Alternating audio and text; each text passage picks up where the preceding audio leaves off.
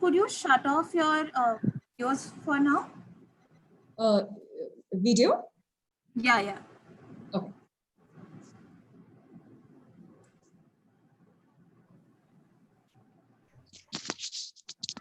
Priyanka, do you want to start screen share Ma'am, of your screen? My screen. Oh, okay, you are okay.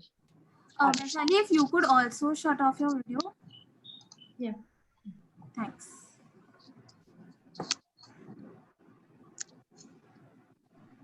I'm starting. Good evening. In a socially distanced world, Design United is an optimistic digital platform for collaborative design and connection. Welcome to Design United's 11th Design Conversation, a very special conversation on mentorship. Mentorship and constructive criticism is essential to nourish designers. Design United starts an exciting mentorship series today with design practice, with two inspirational designers and mentors sharing their experiences and their design journey. We will be in conversation with architects Nisha Mathew Ghosh from Bangalore, India, and architect Minwi joining us from Kuching, Malaysia. I'm Varna Shashidhar, founder principal of a regional landscape practice, VSLA, based in Bengaluru. I'm supported by ClayWorks spaces in this endeavor.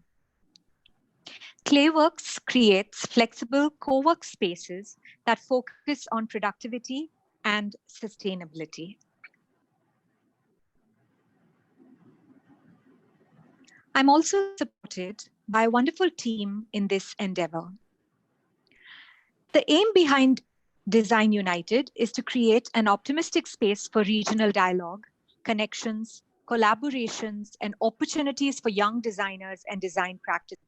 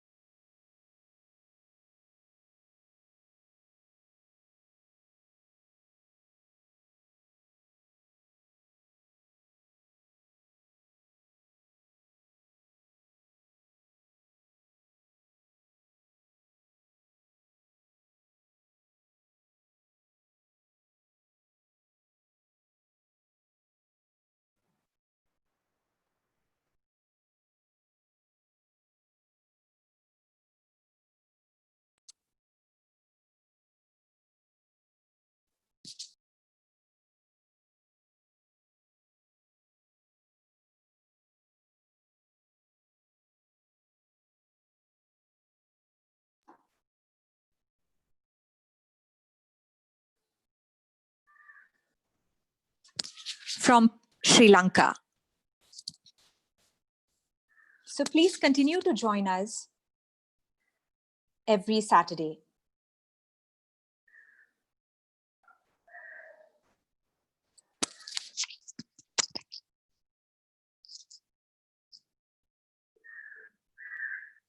So with this background,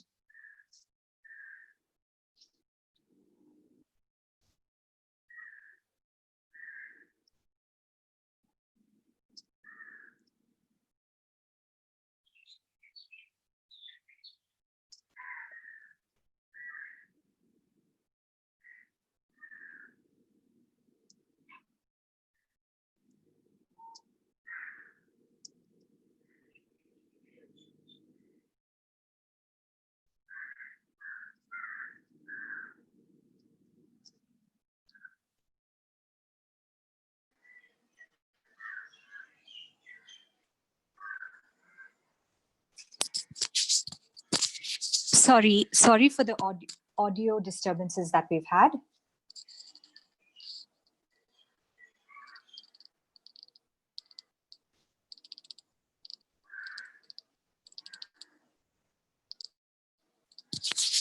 Hello, can you hear me? Yes, but your voice is breaking. Okay. How about now? I'm so sorry for the audio disturbances. I think this is better. Yes, No. ma'am. I Okay, think we're thank good you. to go. Okay, thank you. Thank you so much. So the aim behind Design United is to create an optimistic space for regional dialogue, connections, collaborations, and opportunities for young designers and design practices. So we've had talented and emerging designers from the region join us in our previous conversation. We will be starting our new segment in progress with featuring young practices. First started by Harshit Nayak, Priyanka Rastogi from Para Architecture, and Arjun Ravi from State of Design. This will happen on July 4th. They will be obtaining mentor feedback and constructive criticism on their projects by two renowned architects from the region, architect Shabir Unwala from Design Workshop Lonavala and architect Palinda Kannangara from Palinda Kannangara Architects Sri Lanka. So please continue to join us every week on Saturdays at the same time, 4:30, for the conversation. So with this, we will be starting our very first session of design practice. So with this background to Design United, let's move to the much anticipated presentation and conversation for this evening.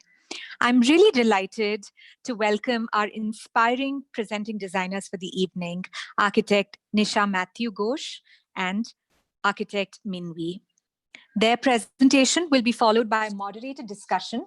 So please do type in audience questions for the designers, which will be answered in the discussion that follows. I'm really privileged to introduce architect Nisha Mathew Ghosh from Bengaluru, India. She situates herself within the practice of Mathew Ghosh Associates, which she established with her husband, Soumitro Ghosh. The practice is renowned for its projects, which includes Freedom Park. What is really distinctive about architect Nisha is that she has managed to create a reflective curatorial practice within that looks at the confluence of landscape, urban readings, architecture, and product design. Welcome to Design United, Nisha. Our second speaker for today is architect Minwi. Architect Minwi from Kuching, Malaysia, has 30 years of practice and is the principal of Design Collective, an award-winning architectural practice based in Kuching. The Design Collective comprises of two practices established by Minwi, Arlene Chu, and Leon Glanwen, three former directors of Design Network Architects. They practice in a studio environment where they discuss and debate, where they teach and listen. They share ideas, manpower, resources to create projects that are relevant to their context, desirable to inhabitants, and affordable for the end users. And what is really important and very relevant to our mentorship module is that they believe in the pedagogical value of their projects and also in training their young team, and very humbly they say themselves, to develop and test new ideas. We're so delighted to start our design practice session with these two wonderful architects, Nisha and Minwi. Welcome. We will be starting our presentation with architect Nisha Mathew Ghosh. Thank you.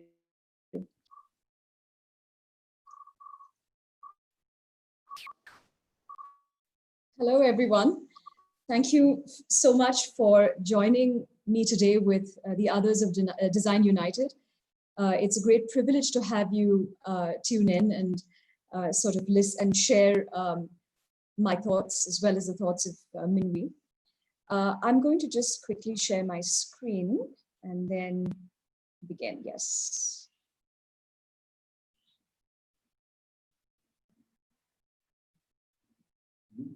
Yes, just a moment, please.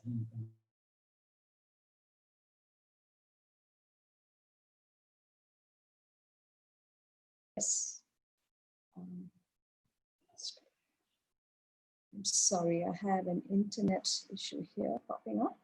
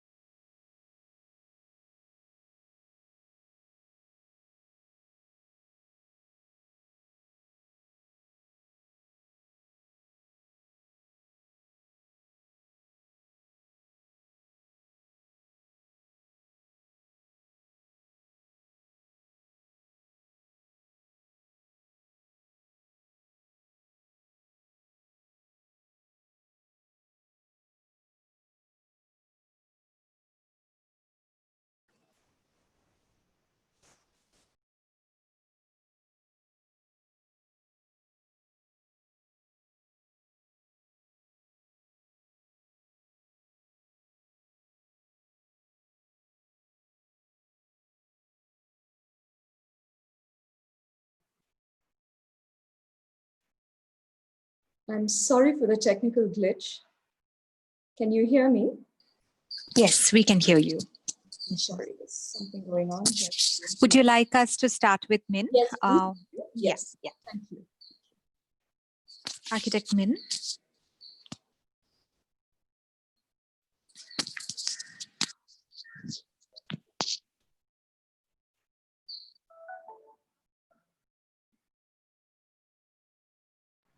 Can you see my screen?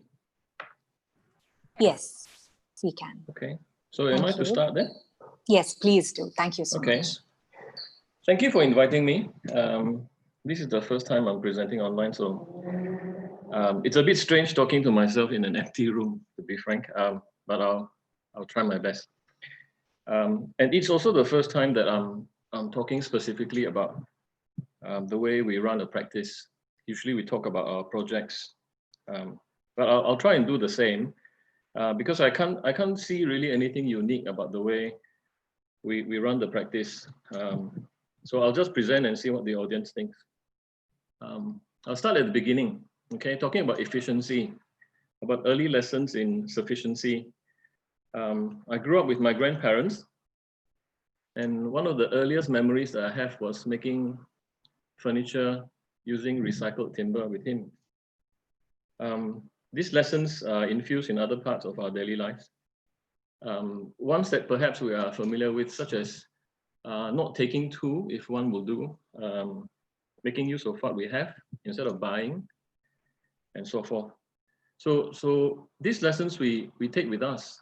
So when we have our own children, we tell them that no need to buy a bed, we can make one ourselves. 2 doors recycled from a renovation project makes a bed, and if we don't know how to make the legs, we'll just put wheels on it. Of course, when we take these lessons to work and do the same thing with our borrowed children, we have to dream of slightly bigger projects because these are university students. So this is a sunroom that I built with 5 university students, a project that they drew up. and built over 3 weekends. The lesson here, I guess, is both tangible and non-tangible. The tangible lessons, how do you work with timber? If you turn timber on an edge, it becomes a little beam that enables it to span a longer distance. They also learn maybe non-tangible lessons such as how to listen, how to build a relationship with the client, who's also the builder in this case. And they learn that the reward is the thing that's built.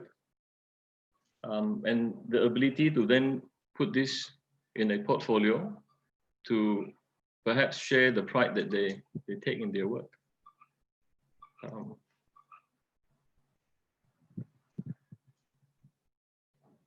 During the last 20 years, we've had a number of interns go through our office. Usually there are about 6 per semester. And although they work with us on projects that enables the office to make money, we also dream up assignments that enrich their experience while they're training with us. This is another one. It's a little garden shed that we built in an old folks' home for them to plant orchids. The deal with them is that they draw, they get to build it, and if they participate, they get to put it in their portfolio. So on 3 Saturdays, they spend building and assembling this steel structure. And again, there are lessons in the tangible part of the exercise, putting things together. And of course, the other part is to see the thing that's built. There are quite a number of these projects. I'll perhaps share. They grow bigger and bigger. This is another one which is a real project with a real client. The reason why I show this one is because in this particular case, the contractor, the man in white, he also buys into the idea of what we're doing, teaching the young graduates in our office. He uses this project to actually train 2 of his sons to take over the family business. So the students run all over the place. They do the details. They learn about construction sequence. They learn about prototyping. They get to see, importantly, what's the connection between what's drawn in the studio and what's built on site. They start to understand the power of a simple line, like the one you see here. Just basically tapering the edge of this ledge enables an easier transition to up the stairs. So these are the things that we try to encourage our students to do. It's almost like a unspoken promise that we have. Every time they come in, if they stay for more than 3 months, we promise them that they will get to build a project that they can put in their portfolio to show drawings as well as construction photographs and hopefully the build project as well. And that's a very hard promise to keep. So sometimes when actual projects run out, Sam and I, we think of new ones, such as this illegal extension that we did in our garden. So it's just to keep that momentum of getting the interns to draw, to experiment, to visit the site, to ask questions, to provide solutions. We deliberately use very, very simple materials because we want them to take away the notion that with something very basic like brick, steel, simple louver windows, you can actually create a space that's quite unique. So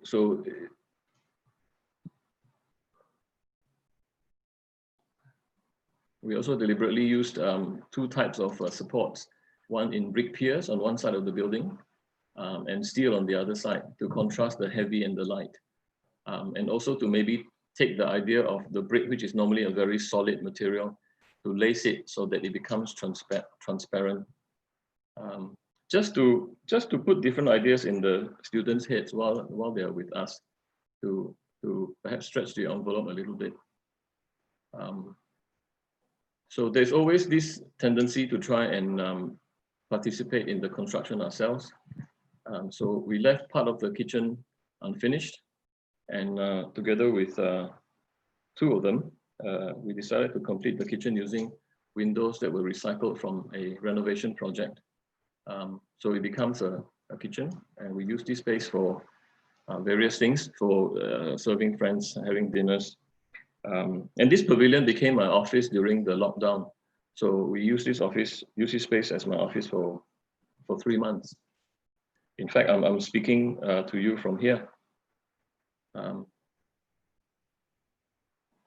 So I thought that I'll talk about a real project, just in case you think that I spend most of my time just running around dreaming up illegal projects with students. This is a project that we did maybe 7 years ago. It's one that won several awards locally. I like it because it makes use of an existing building. This building is an existing municipal council built in the 1960s, 1964, 63. You can see from the photograph that it's actually a building that's very open.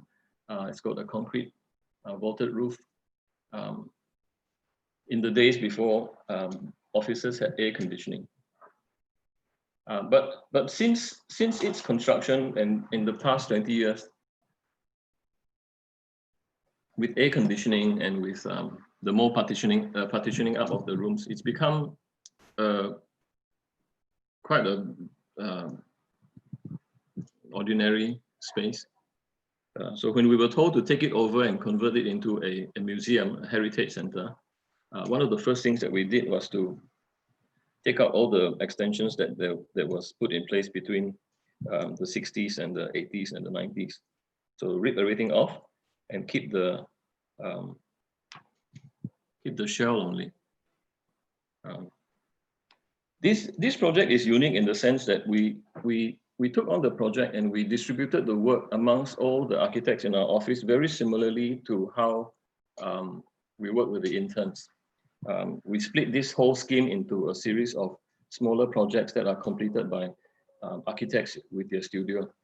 So we saw that this is actually a good way to enrich the scheme and also for everyone to share in the final outcome, very similar to how the interns are able to take away a part of a project to include in their portfolio. I thought it'd be nice for the architects and the partners in the office to be able to share in this project, which was quite a big project for our very small firm at that time. So we presented this very simple scheme to the client to say, look, we're going to keep the existing structure. We're going to introduce nature back into the building. There used to be trees in the middle of the courtyard, so we're going to put the trees back. We're going to complete the circle so that it becomes a complete round loop on the first floor for the museum. We decided to also add a body of water.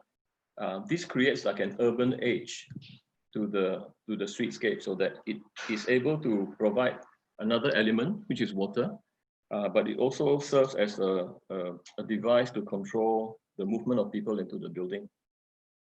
And if we were to introduce new elements, they will be very obvious. They will not try to fit into the quite strong silhouette that the building has already, so they will sort of stand out as themselves, such as the funnel that you see in the little model here, and other elements of streetscape that I'll talk about later on. One of the other challenges too is that with a lot of these adaptive reuse projects, restoration projects, usually in my country, in Malaysia, they have a difficulty earning its keep. So we needed to generate income that would earn its keep because the museum provides free entry. So the ground floor would be for retail outlets, for shops, for cafes and things like that. And then the museum is on the first floor. Often when we do drawings and finish our presentations, we always ask ourselves, is this scheme distilled enough? Would the second year student understand it? This is so that it makes it easy. It's a project that the end user is able to understand and use intuitively. So when it's completed, you can see that we got to build almost all the things that we wanted to. The funnel, which is the entry, you can see from the photograph. We asked the council to let us annex the park next to it so that the building has a forecourt, because all the other urban edges are busy roads. So we wanted the museum to have a forecourt. So then, if you look at this this aerial photograph, you can see how we've introduced elements that sort of disrupt the fabric of the existing building to signal that something new is happening and to maybe welcome and suck people into the building itself. So the funnel is one of the elements. It becomes a little project that was undertaken by one of my partners there. It's many things rolled into one. I guess that's one of the ideas that we have with sufficiency. So the one element must serve many purposes so that it sort of earn its keep as well. So it's an entry statement. It can be used as a stage for performance.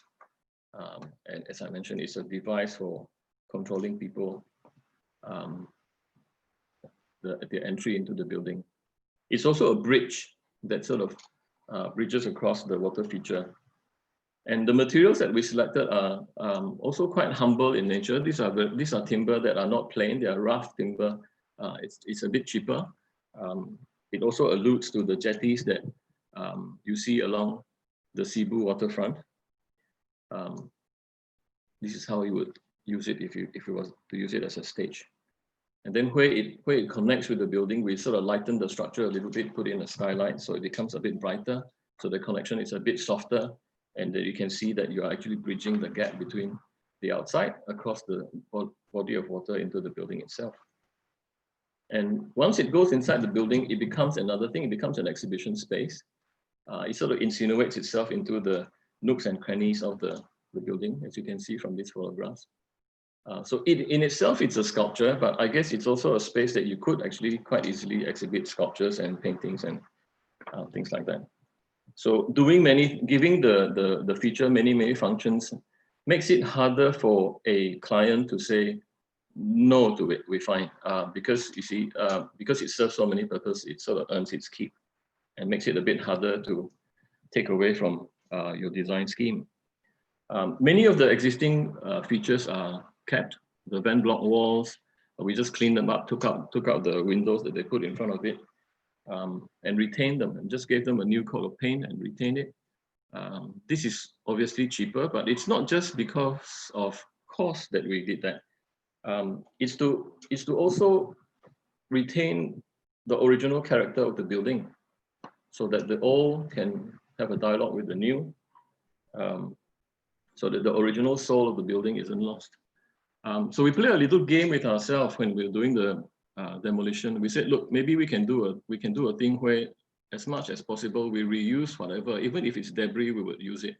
So you can see on the hardscape, right? What we did was that we, instead of using expensive imported stone to provide the texture and the color, we crushed up all the bricks that was part of the demolition and use it as hardscape in the central courtyard. And because it's 2011 when it's finished, we needed to provide disabled access. There isn't a lift in this building. In the old days, they were not so access conscious, so they didn't have a ramp. So this ramp it's a little bit like a jungle walk, you know. So you walk up there, it's a nice gradient, and it goes half around, and it brings you up to the space upstairs. So that's one little assignment within an overall scheme. And another one is how the exhibits were going to be displayed. So this young lady here, she likened the circular plan to a board game like Monopoly or Snakes and Ladders, and devised a sort of a maze through which the visitors would visit the exhibits. And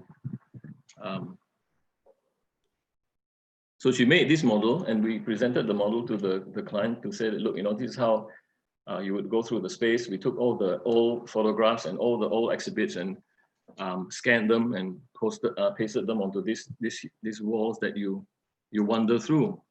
So the circular floor plan sort of lends itself to that kind of exhibits. If you want to just look at it generally, you just walk on the outside where the corridor used to be. But if you're a bit more interested, you want to duck in and have a look, you can.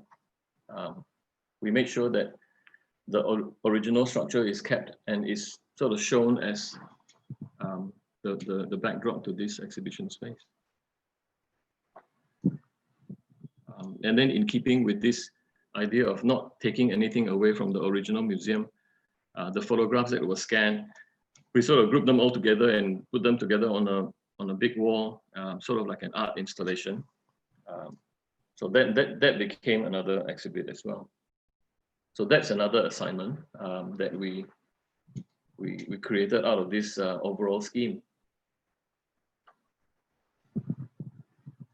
Then another one is we did these posters as a bit of a laugh. You know, it's a little bit like when you visit IKEA. Sometimes they've got these posters of the designers proudly exhibiting a piece of furniture that they've designed. So we thought we'll do that with the people who took part in this the design of the elements. This is Tao. He I think he's listening, and I told him to wave when he sees this slide. I think he was in 4th year then, doing his internship in Kuching. So we gave him the park to design, to devise something to put there. You see, the park is actually quite typical. You know, it's got trees, it's got benches. We felt it was a little bit flat, so we wanted to create a bit of terrain. So which is what he did. He created this. His response to this flat, featureless forecourt for the museum to create a terrain with canopies and totems. So it's a bit like an urban forest with shade and seating, and also a demarcation between the forecourt and the shops that you see behind the terrain itself. And because he sort of communicated well in several languages, we thought, okay, you go and talk to the contractors and see whether you can make them understand you. And we just sort of stood back and watched from a distance. And he did well because it got built exactly how he drew it. So I sort of liken this to, bringing up children, teaching them how to ride a bicycle. You know that at some point you need to let go for them to truly learn. So this is what we did. So we started I think in 2009, and we finished in 2 years later. I like this project not because it's adaptive reuse, which is something that I'm fond of. I liked it because we seem to work on it like a university project. You know, it's like a group project. Someone took on one part of it, someone took on another part, and then they all came together. I sort of managed it, and then it sort of came together quite nicely at the end. And everyone can claim a part of it, which is the really, really most important thing for an office that wants to promote design and inclusivity and things like that. Okay, so I'm going to talk about this. The last real project that I'm going to talk about. The last 2 projects that I'm going to talk about are community projects, quite recent ones. I guess what I'm trying to demonstrate here is how do we use our profession to contribute towards the community. So the first project is a toilet for a rural kindergarten. There was a phone call one morning saying that someone wanted to build a toilet for this kindergarten because it's in the squatter area, as you can see, and they don't have proper sanitation. So, you know, as what typical architects do, you come up with a design and you show it to potential sponsors and donors to raise money, to raise funds for material, and to ask for volunteers. We wanted to do it in steel because the site condition was quite bad, and we wanted it to be light so that the foundations would be light, and we also wanted it to be quick because one thing that I learned from years of working with young volunteers is that they are a very valuable resource, and you don't really want to stretch them. You don't want to take up their whole weekend, because if you do, they'll never come back and join you for another one. So one of the easiest ways to get volunteers to work with you, like in this case, to dig a hole for the septic tank, is to actually get down there and dig it with them. So the architects, the architecture students, the architectural graduates, the roles are reversed. They don't draw. They're not there to be a consultant, to be consulted at this job site. They are there to be laborers. They're there to build. And I think it's good because it sort of teaches these young people a sense of empathy, so that they understand what goes into the building of even a very simple structure in this case. I like working on these projects because I find that it brings out the best in people, you know, the naturally good people that you meet, like this young lady here. She didn't need to be asked. She just came and she helped. She's one of the end users. She uses the kindergarten. We didn't ask her to help. She just volunteered to help herself. So one little structure, 2 toilets in there, a male and a female toilet, 3 Saturdays, 20 volunteers, and to date, we've not received a single complaint. So that's one of the little things that we did recently, last year. We've also taken our volunteer services overseas, across the border to Kalimantan, which is our neighbor in Indonesia. We met some people who wanted some drawings done. That's all they wanted, no design, nothing, just some drawings done because they wanted to submit it to the local council. This long classroom that you see here, the foundation is rotting away, it's in timber. So they needed to prop it up. They wanted to build another one behind it so that they can decant the students over to the new block while they repair this one. So we said, okay, sounds like an adventure. So we did the drawings. It's quite straightforward, as you can see. The old building on this side, the new ones that we're gonna design and build for them sort of replicate more or less the same thing. And then eventually when the new school is finished, the old one gets opened up a little bit. It becomes again like the forecourt, the outdoor activity area for the entire school. These are primary school kids. If you get a chance, right, you should actually visit this organization. It's called Mount Hope. They are based in Indonesia. They were originally founded in New Zealand, I think. They are a Christian organization, and this is a boarding school. It's a private school, but they provide boarding, and they've got about 500 students of primary school age up to high school. So of course, as usual, you know, we don't want to lose out on the construction, so we volunteered to build. So again, you know, like these guys, they can draw a pad footing that is six feet by 6 feet, but to dig one is a totally different story. As you can see, you know, they're basically digging a pad footing underneath the existing structure. So eventually this timber column will be removed, and then you replace it with a concrete one that you can see them casting. And then the floorboards of the old classroom becomes the formwork that they will cast a concrete slab over. In order to work, to travel here, you travel for about 2 hours by car, then you stay the weekend. You live there, you work there, and you eat with them. I think this is a very good education process for the young people, because they get to meet the end users. They get to see how they get to see the results of their action, to see how they can touch people's lives with just very, very simple thing like drawing up a floor plan. So this is our last slide. These are the interns that have, some of the interns that have gone through our practice since we started Design Network Architects in the year 2000. At the last count, I think we've got about 200 plus interns that have gone through our office. Some of them are like our borrowed children. So we've seen them grow, and they still come. So perhaps the thing that is unique in our office is that we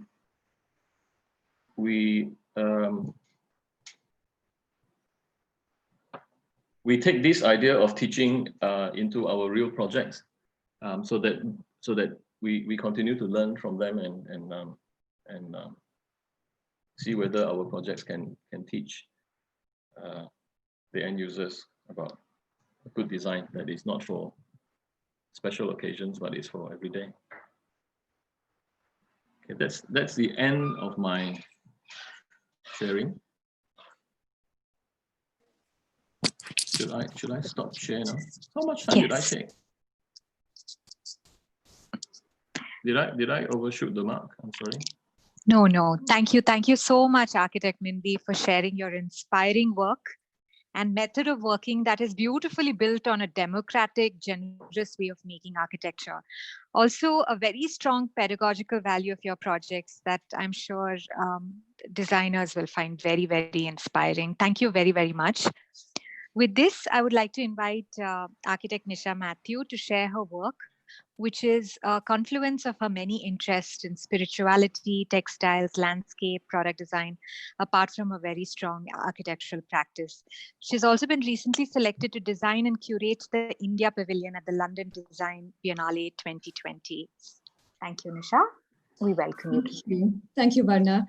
Thank you, Design United. I apologize profusely for the tech glitch at the beginning, but I'll try and make good on time. Thank you so much. Min, I wish I were an intern at your office. Yes, so I'm going to, is the sound okay? Yes. Yes. So I'm going to share 3 stories about my life. And I'm not going to run through a detailed delineation of each project, but I will share some ideas. And I'm going to talk about my work in the build, my work in experimental textiles, and my interest in God and the relationship between the physical realm and the spiritual realm. So here we are. And I think that as Varna described, I have a lot of interests, and they're very intense interests in other creative domains. So I see myself with no choice but to sort of take a curatorial position. And by that, what I mean is that one tends to curate a worldview, curate a position, and everything else becomes a means to express that position. So whether it's the confluence of architecture, ecology, or landscape, or ideas on, urban design or cities, or other integrated and yet, allied design disciplines. So yes, I'm going to start with this project, which we called the House of Fragments. Before I begin, I want to actually acknowledge my design collaborator. All the projects I'm showing were done in collaboration with Soumitro Ghosh, an incredible architect and craftsman. I want to also acknowledge the teams who have been with us in the office, drawing these ideas up, developing them, making models, working on site, etc. And I also want to acknowledge the wonderful teachers who gave us the foundation that caused us to be inspired towards making a building. So this is the Benjamin House, and we called it the House of Fragments. And I think the exploration here was to look at the idea, to explore the idea of edges when you fragment a building typology. So I hope you can see my cursor, and you kind of look at, so we were looking actually at the house form as we understood it in Bangalore, and the very predominant house form from which later house form have derived patterns was the colonial bungalow. And we were really looking at the whole fragmentation of parts of this and the realignment of this in response to what we felt was a contemporary condition for privacy and for a new relationship with a garden. So you see that, I'm going to just show that to you, if you can see this. So you see that this entire area is actually what we call the otla or the veranda, which fronts a side garden, no longer on the front. And the front sort of breaks down into very simple retreating planes, which don't really open up onto the street. And it also, I think, this whole sort of exploration and fragmentation was also overlaid with our deep desire to really understand and extract really the maximum from resources such as wind and sunlight, and therefore to position these things in such a way that one were able to sort of draw in the breeze where it was the best and draw in the light where it was the best. And therefore to minimize energy use. So you see that the house sort of retreats back, with almost a facade that is, it doesn't welcome you in, but you have on the top, if you can see that on the image, you see a little street deck, which kind of opens up a relationship back to the public realm, even while some things retreat, some things still make that connection back.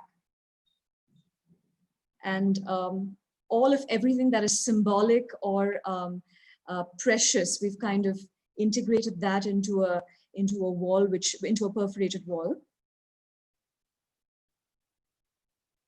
This is the space which actually becomes the wind catcher and is positioned to capture the southwest and northeast breeze.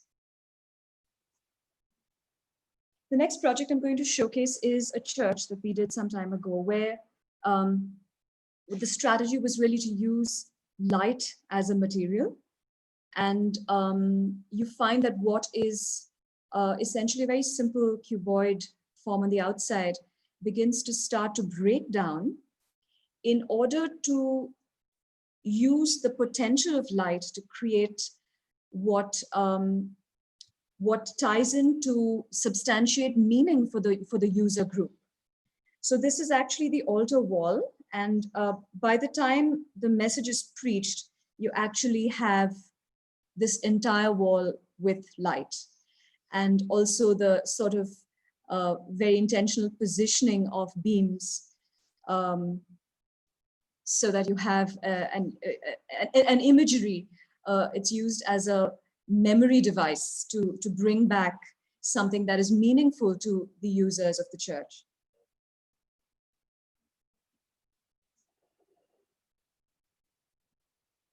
This is how the section plays out, and basically floats the sanctuary above the street, and the entire lower level sort of opens up onto the street and begins to connect. This is a project that was my favorite for very, very many years. It was an unbuilt work, and it was a competition entry. And I think what was significant for us was that it established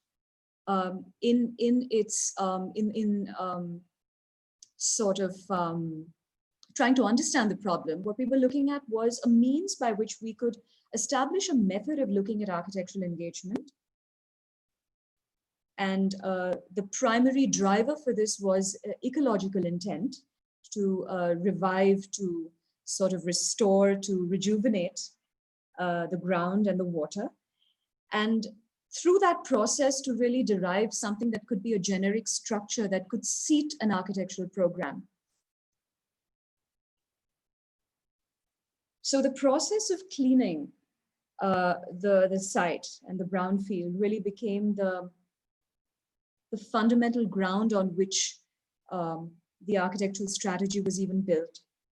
And in that process, the pitted nature of soil that was removed became an opportunity to be what you could call a mnemonic device of scars on the landscape, and perhaps a necessary remembrance, because public memory is often short, and something that really and this texture of the earth became the anchor to specify program and build program into that.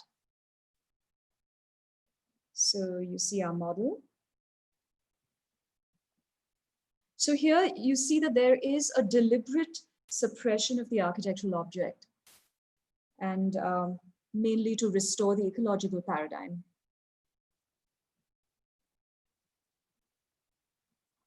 This is a project that is being completed still in some sense, the National Military Martyrs Memorial. And you see the site plan. It's a part site plan really. But essentially what we had was a pretty densely forested little patch of urban land.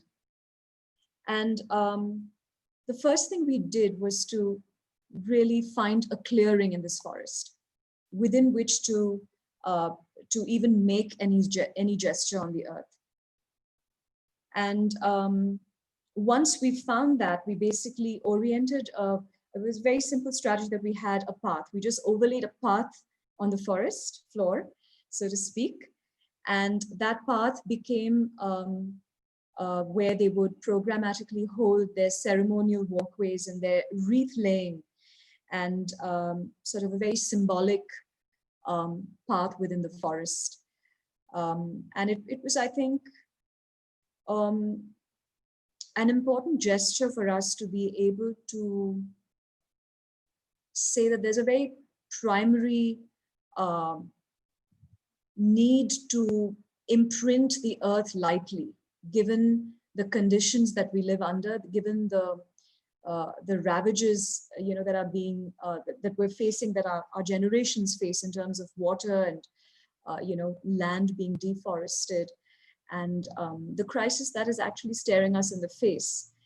And so it was a very a gesture that was confident and bold, that we needed to make this statement. So in terms of their programmatic requirement, the clearing became the place for the museum also to slip underground, so that the void, essentially the entire apparatus of building, happens underground and in the clearing. So the forest is left intact. The other aspect about this was that the orientation of this is not east-west, but it's slightly angled to east. It's about 45 degrees to the east-west. Such vertical sort of elements, which is the flag post and the large memorial stone, which is about 75 feet tall. So that they don't cause the space, cast a shadow on this, and basically give you diagonal shadow, so the path is still lit for pretty much most of the evening until the sun sets. This is what the underground structure looks like. A very formal sort of submarine-like, barrack-like structure, which actually opens up on the right side into courts which connect to the upper ground. So there's a certain amount of light that gives it the sense of a public space still. It's not completely dark. These are some of the step downs into the underground museum.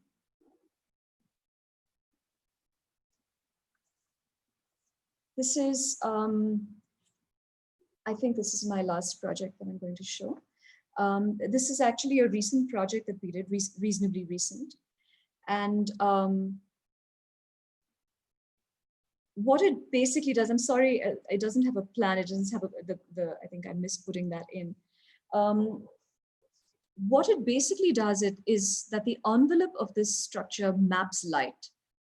And it, in a sense, denies the borders of the site, because it's almost like an organism which is trying to make apertures wherever it can get light in. So this house is actually for a writer. And at our very first meeting, in the way that she described her whole experience and her love for dark spaces and all of the contrasts of that and all the subtlety of little trickles of light. So I think we were looking at two things. One was that the mapping of light would overlap with, and the diurnal movement of light, which we actually did by way of making a model, first intuitively assuming and proposing a set of apertures and possibilities, on a physical model, and then a very primitive way, not a computer modeled structure. It was very interesting to, discover what things could happen and what potentials could happen as we did this.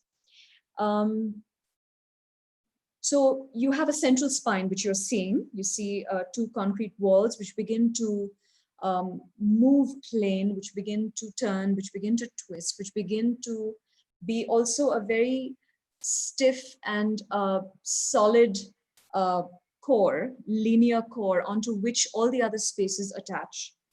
So you're seeing a part of this here, and it starts to move inside and starts onto onto this spine, the other larger spaces like the living spaces and the spaces for eating and the spaces to read a book, they attach onto this spine. So it's a very dense space, which is animated only by light. And I think it was also the idea of superimposing the narrative of a writer's mind. And the idea of withdrawing, the idea of the subterranean, the idea of creating, even though it's a built form, the idea of creating a subterranean artifice, so to speak. So these are some of the attachments that attach onto the spine. You see, you've come to the end of the spine, and then you have the attachments there, which have a distinctly different quality of light, made by large, generous openings.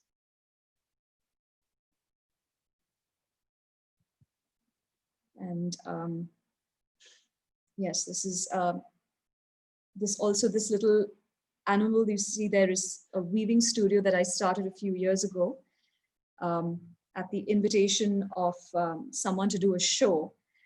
And also to, so that was really the starting point of the weaving studio. And then, the incredible thing was that it became a wonderful place to train people who and see the marvelous potential that people have. So, the person who is my trainer now, who trains other disadvantaged women, is actually a physically disadvantaged man who was who used to beg at street corners. And, I met him, I used to meet him a couple of times, and I said, "Do you want to work?" So he said, yes, and he landed up. And today he is meticulous. He has such an eye for detail. He has such an idea for geometry. He knows if something is slightly off, if the oval is slightly off. And it's amazing, the God-given potential in all of us. So this is the Ana studio, and this is the Tiger, our latest woven project. Yes.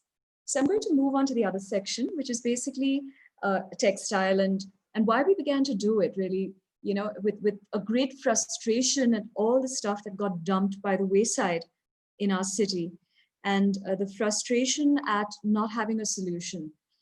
So the textile studio began maybe about 8 years ago, and we started experimenting then, and later became something much larger in terms of our agenda to promote a way of dealing with fabric waste that could perhaps give us an opportunity to look at a future way of handling waste as wealth. So we actually collect scraps of new cloth from everywhere, So we're in the process of, I think you read the word sustained on the previous slide. So we're in the process of actually reaching out to factories and textile shops and all of these guys who might have stuff that they would typically trash because no one can use it, and collecting every little bit of scrap fabric, which is new and clean, and then being able to work a bunch of techniques out to create artwork on fabric and tapestry and curtains and cushions and wherever we have opportunities to create something out of it. So, and we work on it like stained glass. This is a project which is part of an exhibition series where we actually work this fabric in, and then you kind of work on it like a jali, and you do some cut work from the back, and you layer cloth so that you get colors through colors. It's quite incredible, and it's great fun because it's For anyone who loves fabric, it's great. So my interest in this began many years ago when I schooled in Ahmedabad studying architecture. I had a wonderful privilege to meet by chance. I mean, I believe it was God ordained, of course, but to meet this lady who was a discovery of Hakusha. And she had this amazing skill to be able to just pick rags and put colors together in such a phenomenal way. You know, it was just something she had, was a gift. And I spent hours just watching her do stuff and just buying up a lot of her work because it was just so incredible. So I really believe that, of course, I didn't guess at that point of time that I had anything to do with fabric when I graduated and became a full-fledged architect. But I'm just so glad for that, for those days.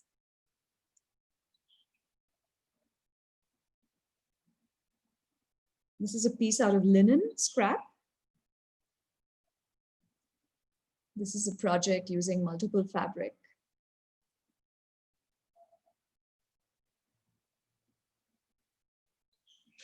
Yes, I've come to the last section, which is basically, and you know, it might seem like it's an odd fit when you talk about design and God, but I felt in the light of what's going on in the world around us, we're living in a changed world, and I felt it was important for me to share my story.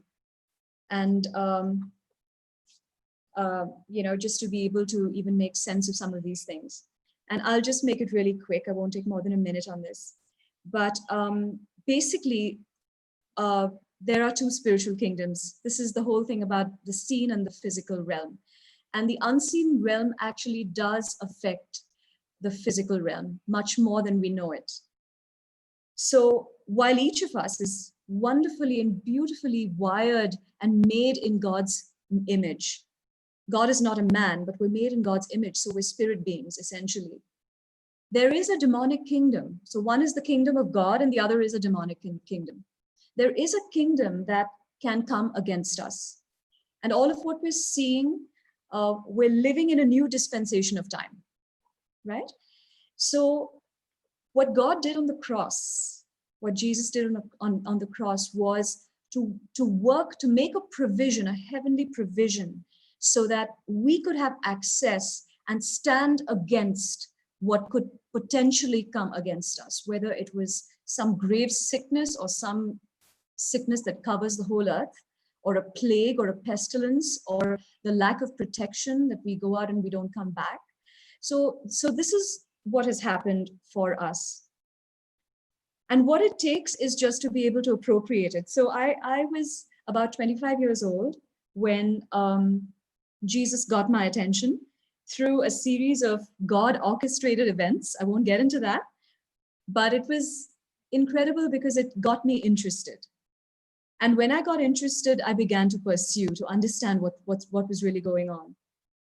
And I want to just close by saying that in the light of our present circumstances, every provision for healing, for divine protection and redemption has been made on the cross for us. Sin has been paid for, sicknesses have been paid for. And what it takes is for us to receive it and appropriate it. It's not going to be automatic for anybody in the world. It's not going to be automatic for any religious leader. This is the thing above religions, including my own. But what it takes is for us to stand up and take it and say, I command this fear to go out in Jesus' name. I command sickness to go out in Jesus' name. And when we do that, and this I speak from personal experience, when we do that, God's extraordinary love for you and for me will back us up. So I want to say that while everything looks bleak, while the whole world is talking about a re-lockdown, we have provision made for us on the cross. And if we take it, it is to our benefit. And I just have two last images here showing, which is actually a reminder for me in many areas of healing that I have started to work in and see the amazing hand of God work for us. And this was just the story of a lady who could not bear children for many years. And she just came to me and I just prayed for her in Jesus' name. And I forgot all about her. in between, I used to send a little arrow prayer up saying, God, I prayed for her, make something happen. And a year later, I heard from her sister that she was going to deliver a child. So, this is God's given, his grace given to every single one of us. And I just want to say that all of us are uniquely made in God's image. None of us are going to be like each other, but every one of us has God-given potential to change the world. Thank you very much. My email's right there. I'm very happy to have emails written to me. I can't promise I'll write immediately, but please feel free to reach out. Thank you, Design United. Thank you, Varna. It's been a great privilege to share my work with you. Thank you. Thank you so much, Architect Nisha, for sharing your beautiful work and interdisciplinary design approach that melds your multiple interests and is also such a personal narrative. Thank you once again, architects Nisha and Min. And the mentorship and feedback is so important to improve critical thinking. We're really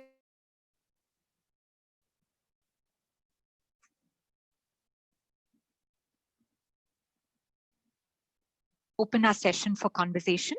We would like to invite the audience to please share your questions for our presenters. Please type in your questions.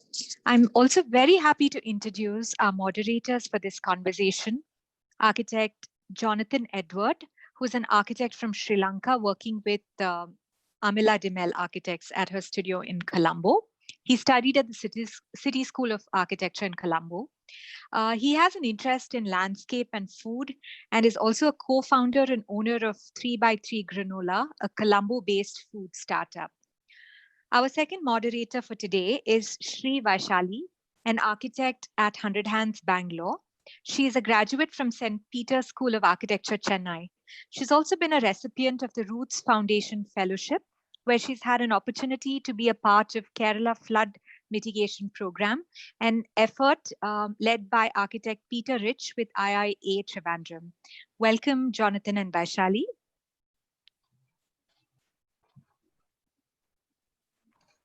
Hello. Hello. Thank you, Varna. It is exciting to be in this dialogue with architect Min and architect Nisha Mathew Ghosh. I should say the presentation was truly inspirational and diverse. I would also like to introduce myself. I'm Vaishali, an architect at 100 Hands, Bangalore, here to moderate this conversation with Jonathan. Yeah, and I'm Jonathan and I'm from Colombo, and I'm so happy and I'm so glad I got to see your work and your stories. Yeah, thank you, Jonathan. I would like to start with architect Min. We became like great fans of your blog. And I'm trying to get my children to read it. They don't read it. Could we begin with your impressions of Kuching and your experience in Australia? Okay. Well, that's an interesting place to start. I spent 8 years in Australia, starting from high school, the final year of high school and university. And I think it's the education in Australia and the life in Australia and the work in Australia that sort of shaped the way that we think now. When I say we, I include my wife. Because when we were there, we were already working. We worked the last 2 years of our university degree. And through the work, we met many people whom they were very helpful. They had no reason to be so helpful to this foreign student working for $15 an hour, but they were so warm, you know. They went. It felt as though they went out of their way to help us, to mentor us. So that left a little bit of a spark in us.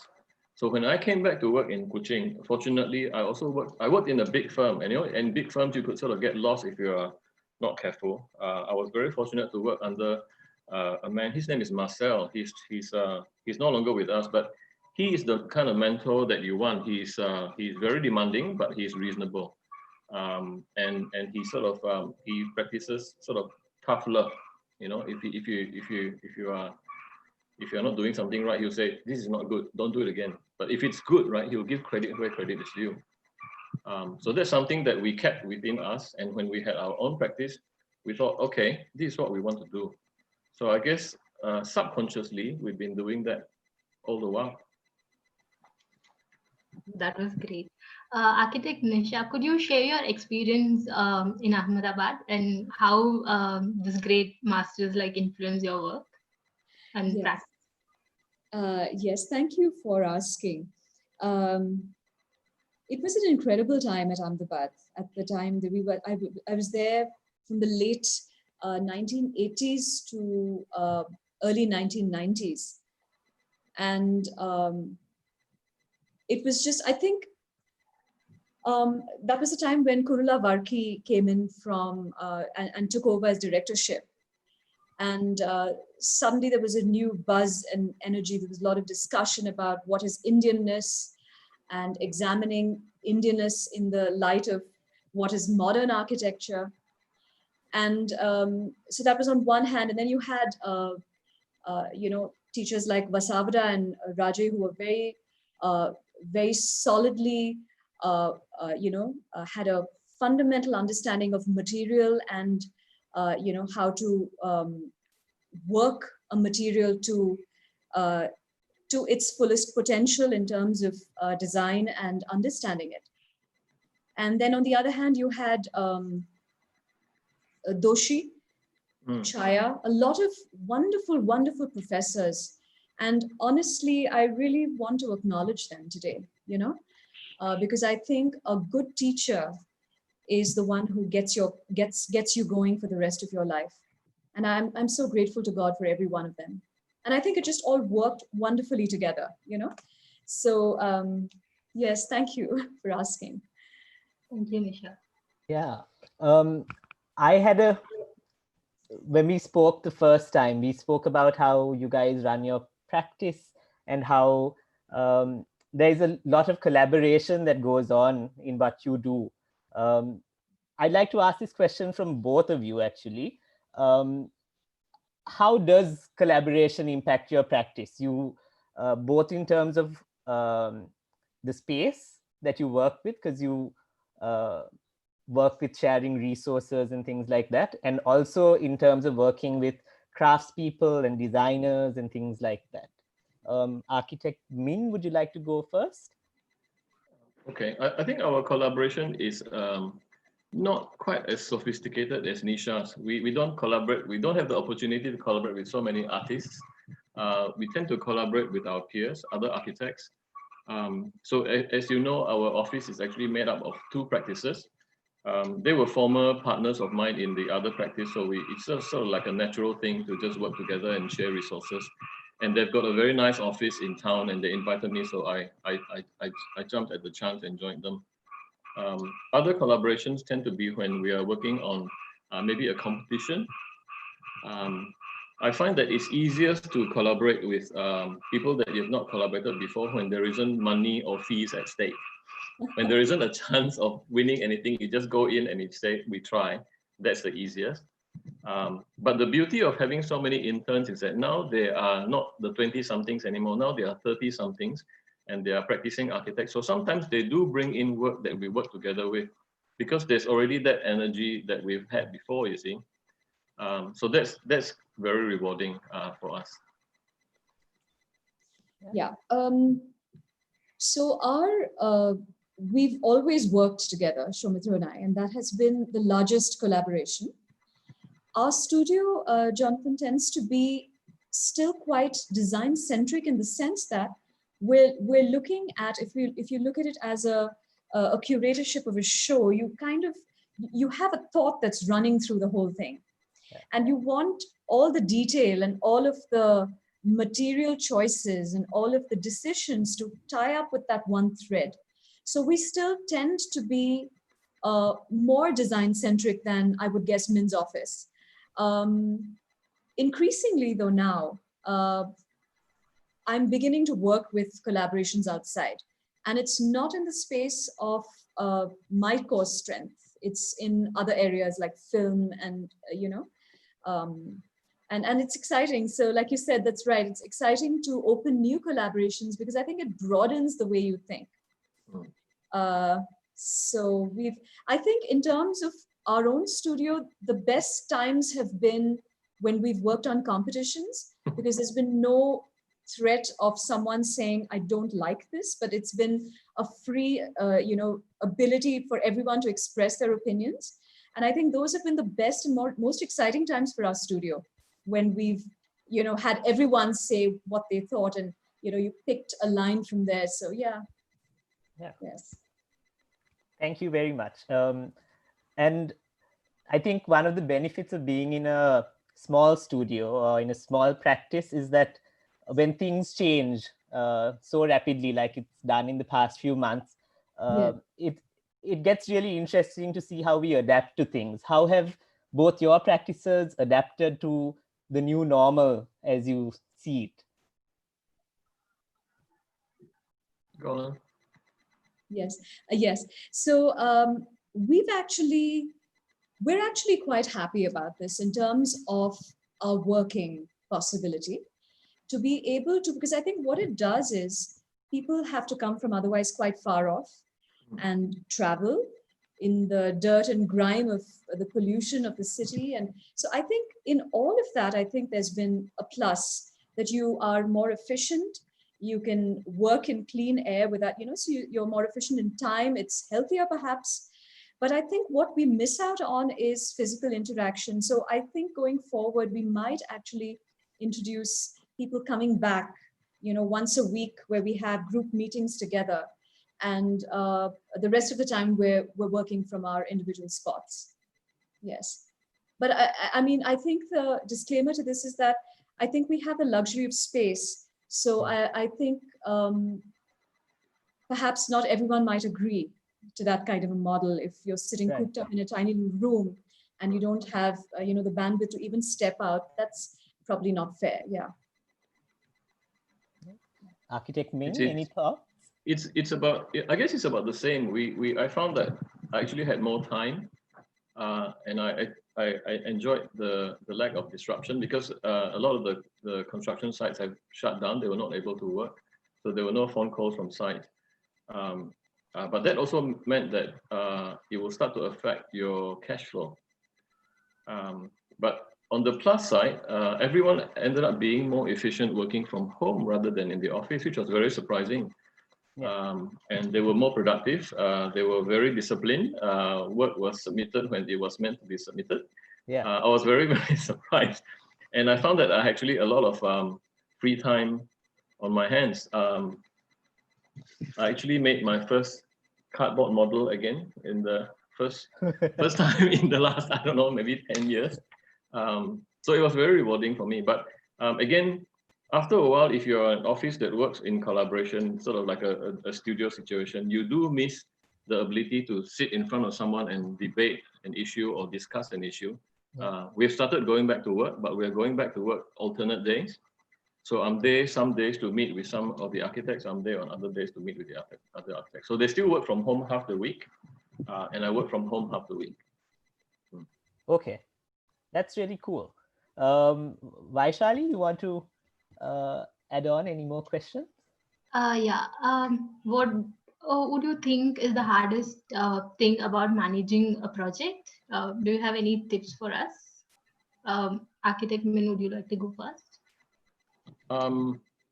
People.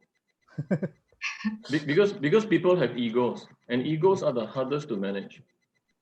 Actually, the project itself shouldn't be difficult to manage. You see, by the time a project goes to tender, right, everything is there on paper.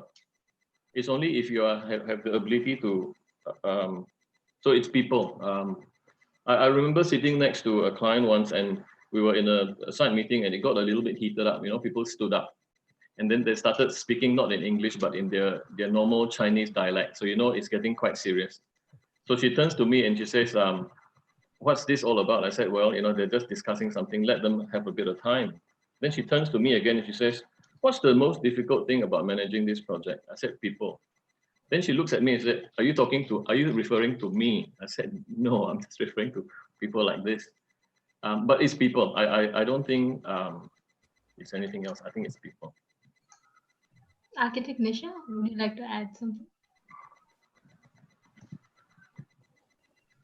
Oh, you're on mute.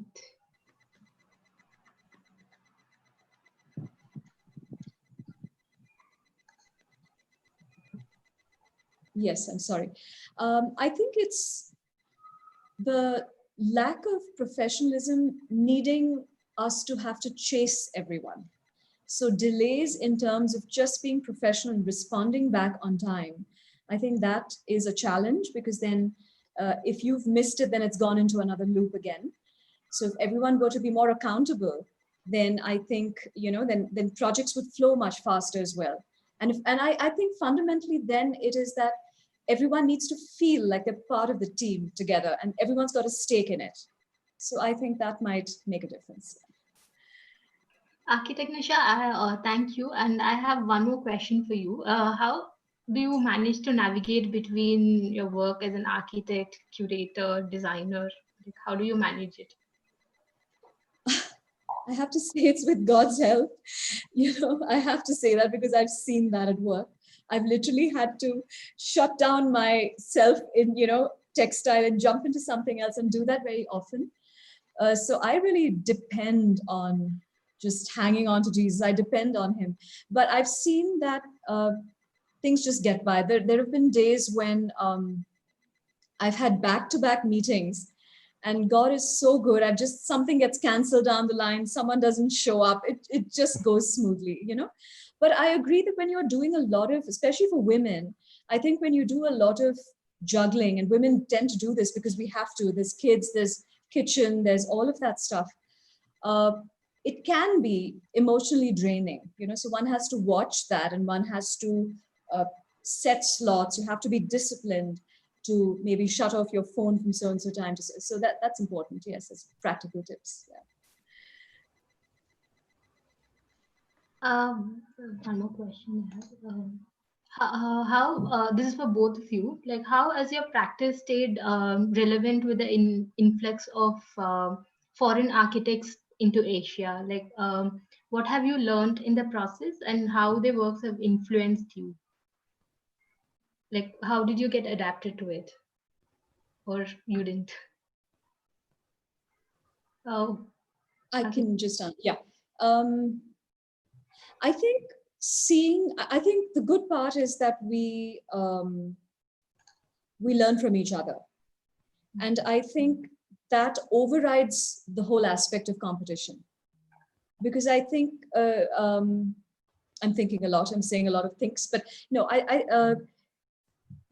learning from each other needs to become the thing over the sense of competition from a fellow architect, because that competition is not going to go away. And and I see that there's always going to be enough work. If you don't have enough work, we can always make a project of our own, something we saw what Min had done. And, it could be a social project, it could be something to help the community. So there's always potential to keep yourself busy and to get it funded. So I think that competition should not have to worry us, because if there is creative impetus, you can use that effectively to make things happen either for your team or for yourself or financially. That would be my take on it, yeah. Yeah, would you like to add something, Mr. Min? Our practice is quite small, so the kind of work that we do, private homes, things like that, typically there isn't much competition for that, so the big firms, they come in and do projects that are very, very big, which we probably do not have the manpower or the inclination to participate in anyway. But we don't fear the competition. We don't fear, because you see, our competition comes not only from foreign architects. We are in East Malaysia, so we do get firms from West Malaysia who comes in. They are bigger, they're more experienced, they've got more manpower, they've done more stuff. But I think steel sharpens steel, so it's there's no need to worry about what they're able to provide that we can't. And it's not really affected the way we do our work. We have enough to keep ourselves busy. Although I must stress what Nisha said, the work that we invent to keep people busy, they don't generate any cash flow at all. So it's just basically doing it for the fun of it, just to keep busy. It doesn't help with salaries. I have one more question for the both of you, and I think we'll close with that. How do your personal convictions and your spiritual beliefs influence your design and your practice? Nisha? Yes, I think for me, it gives me the framework to know that the earth and the universe has been created by God, and we are accountable, and we have to be good stewards. And in being good stewards, we're actually blessing communities that will come after us, whether it's our kids or our kids' children or your generation or wherever, you know.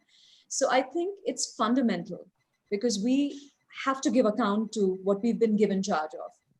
So in that sense, I think that's how, and of course, yeah, then to treat people with respect and honor, because you're not better or bigger than them, you know. God has created everybody equal. So I think, yeah, some of these values too. Architect Ming, any thoughts on that? No, not really. You know, I think I'm put here just to work, and it's just one of those things that I do. I don't dislike it. There are days when I enjoy it very much. There are days when I don't enjoy it so much. I don't think I'm going to make a whole lot of money in the next, I don't know, 5-10 years. We've made enough money to sustain ourselves, to have quite a nice life. And I think I just have to keep working until the day I stop working. Yeah. I don't know whether you call that conviction or necessity. I think that's what I'm put here to do, and I'll keep doing it. Awesome.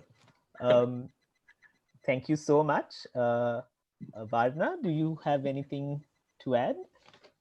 Yes, I would like to thank our wonderful designers, Architect Nisha as well as Architect Min, for such an inspiring session, both presentations and more than everything, basically approach to working, method of creating, and generosity with which they deal with the people they work with. So thank you so much, and thank you to our wonderful moderators, Jonathan as well as Vaishali, for the session, and the audience for being very patient with us. Simran today from the Design United team will share our upcoming series of events. Thank you and have a wonderful weekend. Thank you. Thank you, Varna. I would like to start off by saying thank you to Architect Min and Architect Nisha for your wonderful presentation. Also, a big thank you to our moderators, Jonathan and Vaishali. It was an extremely interesting and thought-provoking conversation. Design United as a platform is expanding, and we are always looking for people to join our team. Our new venture is featuring films on landscape. The first one is transformation through landscape and crafting through landscape, which has already been shared on our YouTube channel. So far, Design United has successfully completed 12 installments, and we have many more speakers lined up from across the spectrum. We believe in a system of collaboration and mentorship. So for our next event on Friday, we believe in fostering young talent and practices from the region and providing them with a platform to share their work. So to facilitate this process, we are starting a new segment in Design Conversation called In Progress, featuring works of designers with new practices and in progress work. This will be mentored by architect Palinda Kanangara from Sri Lanka and Shabir Unwala from India. Our team is always growing, and we're looking for young, enthusiastic people, students, architects, designers to join us. If we have young designers watching us, we would love them to write to us so we can encourage them to present their work for the in progress session. we have an opening also for moderators like Vaishali and Jonathan, who would all love architecture and design, get the opportunity to interact with extraordinary designers and talk to them. Always be connected with us on our Instagram and Facebook.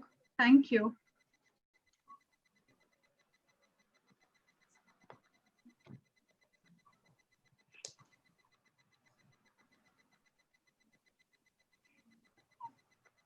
Thank you Architect so much. Min and Architect Nisha, I would like to wrap up by, I would like to get to know how your experience of, interacting with Design United was, and some feedback, how we can improve and make ourselves even better the next time. Like right now, would you like us to write in? Yes, we can have a conversation, and then we can, you could write to us too, definitely. Thank you so much for inviting us. Thank you so much. I really, really appreciate that. Thank you. And Nisha, when you get a chance to fly, we would like to invite you to speak in Kuching. Thank you so much. It's so kind of you. And likewise, Min, likewise. I'd love for you to do a workshop here as well. Yes, that would be nice. That would be nice. Okay. Yeah. Okay. Thank you. Thank you. We'll say our goodbyes then. Thank you. Yeah. Good night. Yes. Good night. Bye. Thank you. Bye. Thank you all, Design United. You guys were amazing. Thank you, Architect Nisha. It's been a pleasure. Thank you so much. I think the only thing I went through, and it has nothing to do with you guys, was I had a glitch when we finally put it on, I don't know whether it was an internet thing or what quite happened. Like it just didn't move or work. So I was, okay. I don't know. I mean, I guess I don't know how, for the future, those glitches can be taken care of, because when we did our trial, it was okay. So right, yes. Maybe just a one-off kind of a thingy. But you guys have been great. No, but we will definitely look into it. Yeah, and I think you were very communicative. And Varna, are you there? Maybe she's gone off. But I will convey it to her, definitely. Yes. Tell her she's the perfect hostess.